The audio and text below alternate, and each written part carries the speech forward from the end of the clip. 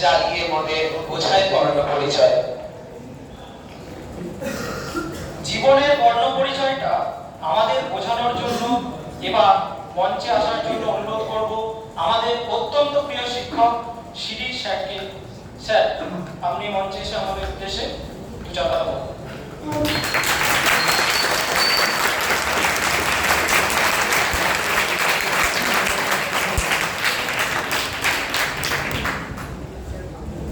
যখনই ইউজার বন্ধ করে দাও তাহলে ব্যাটারি থাকবে না, তো ফুরিয়ে ইলেকট্রন বেরি বাড়ি আছে। আমার স্লেনের ছাত্ররা আজকে একটা গুরুত্বপূর্ণ দিন আমাদের কাছে, এটা পালনের জন্য আজকে তোমরা হাজির হয়েছো, আমাদের পক্ষে নিয়ে এসেছো। যতটা স্বতঃস্ফূর্ততা এবং যতটা মনের আবেগ দিয়ে এই দিনটাকে পালন করা হয়, সেটা মনে হয় আজকে একটু কম। এবং কম মানে এটা স্বতঃস্ফূর্ততাই কম, ভিতর থেকেই মনে হয় আসছে। তবুও আমাদের এই শিক্ষাঙ্গনে এটা সবচেয়ে গুরুত্বপূর্ণ দিন, কারণ ছাত্ররা শিক্ষকদের কাছে প্রতীকী, কারণ এটা তো প্রতিদিনের ঘটনা, একটা শ্রদ্ধা জ্ঞাপনের দিন। এটাকে আপাতত আমরা বিভিন্নভাবেই পালন করি, যেভাবেই পালন করা হোক না কেন। নিত্যদিনের লেখাপড়ার বাইরে এটা হয়তো একটা দিন, যেটাকে একটু অন্যভাবে, স্যারদের সঙ্গে একটু অন্যভাবে, নিজেদেরকে একটু অন্যভাবে খুঁজে পাওয়ার চেষ্টা করি। তবুও একটা পারিপার্শ্বিক ঘটনা আমাদের সবাইকে নাড়িয়ে চলেছে, ভীষণভাবেই নাড়িয়ে চলেছে, যেটা কিনা এই অনুষ্ঠানটাকে কোনোভাবেই সঠিকভাবে পালন করতে দিতে চাইছে না। এটা আমরা সবাই জানি আরজি করে একটা ঘটনা। সব থেকে বড় কথা হচ্ছে এই ঘটনাটা আমাদের কাছে অত্যন্ত গুরুত্বপূর্ণ ঘটনা, কারণ এটাও একটা শিক্ষাক্ষেত্র। শিক্ষাক্ষেত্রে এই ঘটনাটা ঘটেছে, এটা একেবারেই অনভিপ্রেত এবং অকল্পনীয় বটে। তবুও সেটা ঘটেছে এবং আর ঘটতে দেওয়া যাবে না, ইত্যাদি ইত্যাদি।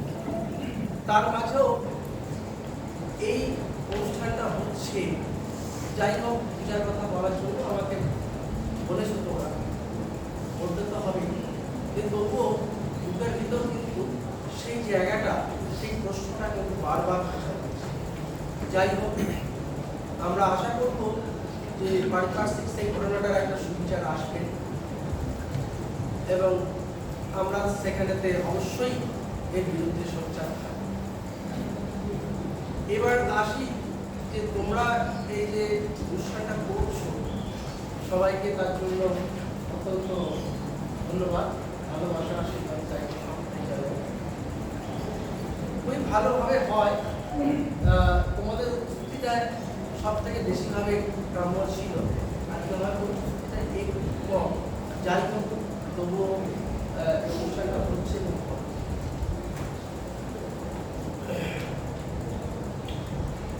এমনিতে শিক্ষক দিবস এবং শিক্ষকদের প্রতি শ্রদ্ধা জ্ঞাপন বা ইত্যাদি প্রতিদিনের আমাদের এই কলেজটা একটু 4-5টা কলেজ থেকে একটু আলাদা, এই কারণে যে আমরা শিক্ষকরা ক্লাসে যাওয়ার অনেকটা সুযোগ পাই, ছাত্ররা ক্লাসে থাকার সুযোগ পায়, এবং যার ফলে ছাত্রদের সঙ্গে শিক্ষকের যোগাযোগটা আরো অনেক বেশি।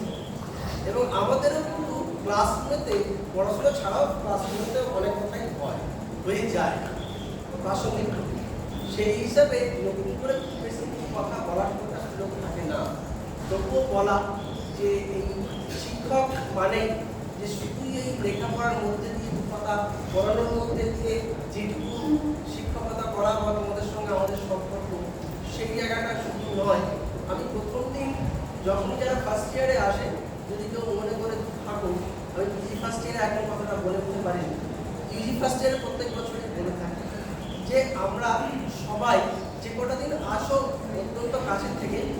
সমাজে বেরিয়ে চলে গেলেও বৃহত্তর অর্থে আমরা কিন্তু এই ছাত্র শিক্ষক সবাই কিন্তু একটা পরিবার মতন থাকবো এবং এর মধ্যে একটু অন্যান্য বিষয়গুলো সরিয়ে রেখে একটু নিজেদের মধ্যে একাত্মভাবে মিলেমিশে থাকার চেষ্টা করব এবং আজকে সেই পরিবারেরই একটা অনুষ্ঠান হচ্ছে এইভাবে ভাবতে পারি এটাও একটা পারিবারিক অনুষ্ঠান বলা যেতে পারে। সেই হিসাবে আমরা অবশ্যই একত্রিত হয়েছি।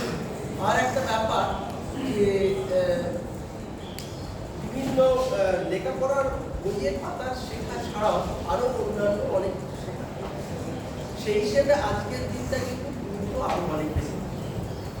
সবসময় আমরাই শিক্ষাগুলো আমাদেরকেই আজকের দিনে সেই সম্বর্ধনা বা সেই শ্রদ্ধা জ্ঞাপন করার দিন তা নয়। আমার মনে হয় আরও অনেক জায়গাতেই যে জায়গা থেকেই আমরা কিছুটা কিছু শিখি বা শেখার চেষ্টা করি বা আমাদের অজান্তে কিছু শিখে যাই, সেগুলো কিন্তু তাদের প্রতিও কিন্তু আমাদের শিক্ষা জ্ঞাপন করার এবং আমাদের অ্যাকচুয়ালি বিনম্র হওয়ার দিন যে আমরা কিছু পেয়েছি, আবার আমাদের ভালো লাগার দিন যে সত্যি কি আমরা তোমাদেরকে কিছু দিতে পেরেছি, শেখাতে পেরেছি, আমাদের কাছ থেকে তোমরা কিছু পেয়েছো। এবং আমাদেরও ইচ্ছা হয়, মনে হয় প্রায় এই লেখাপড়ার বইয়ের কতগুলো পাতা কতগুলো কাণ্ড ছাড়াও বাকি আর কিছু লিখতে পারবো না। আমার মনে হয় দেওয়ার জায়গাটা যদিও অনেক কম, কারণ তোমরা অনেকেই বড় হয়ে এসেছো এবং এই জায়গাটা অনেকটা বড়, ছোটো বয়স থেকে ক্লাস 1 থেকে 12 পর্যন্ত ওই জায়গাটা অনেক বেশি থাকে সুযোগটা। তবুও তার মাঝখানে আমার মনে হয় কেউ না কেউ প্রত্যেকেই কিছু কিছু চেষ্টা করতে তোমাদের অনেক কিছুতেই অনেক আচরণকেই পরিবর্তন করা, আর সেটাই হচ্ছে আসল যে আচরণের পরিবর্তন। মানুষের শারীরিক এবং মানসিক পরিবর্তনের সঙ্গে সঙ্গে আচরণেরও পরিবর্তন হওয়া দরকার এবং সেটা সঠিকভাবে হওয়া দরকার। আমি অনেক সময় কি অনেক ক্ষেত্রে ক্লাসে বলেছি ফিজিক্সের ছেলেরা সবথেকে বেস্ট, কারণ ফিজিক্স পড়ছো তাহলে কিন্তু দেখবে পরবর্তীকালে কিছু সমস্যা তৈরি হয়। এরকম ধরনের সমস্যা আমি আগেও বলেছি যে ফিজিক্স পড়তে আসার ফলে সব কিছুতেই লজিক্যালি বিশ্লেষণ করার একটা চেষ্টা, সেই ধারণা, সেই চিন্তা ভাবনা, এই জিনিসটা কিন্তু তোমাদেরকে আর বাকি জনের থেকে একটু তফাৎ করে দেবে। আর তাতে কিন্তু তোমাদের কিছু সমস্যা হবে যেটা তোমরা পরে পরে যারা 3rd ইয়ারে বেরিয়ে যাচ্ছ বা 2nd ইয়ার থেকে বেরিয়ে যাচ্ছ, তারা সমাজে বিভিন্ন জায়গায় আমাদের বাড়িতেও বিভিন্ন ক্ষেত্রেই সেইটার প্রতিফলন ঘটবে।